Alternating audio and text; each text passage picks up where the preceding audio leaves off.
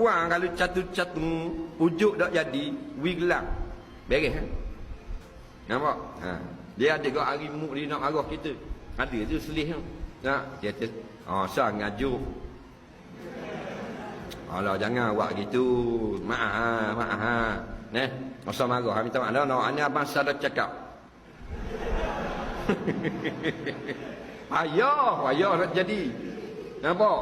Pergi kedai mah ha, beli hak boleh 40 emas. Nampak? Dah banyak mana dalam ada 4,000 lebih.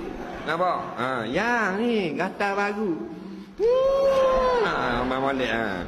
Ngapa bodoh. Jadi gitulah. Bagi kita habis piti benda lain, isteri kita dialah uduh molek pun bini kita.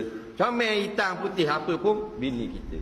Dialah yang melahirkan zuriat kita. Baik kita perhabis piti ke dia. Beli makanan sedap-sedap, beri makan ke dia.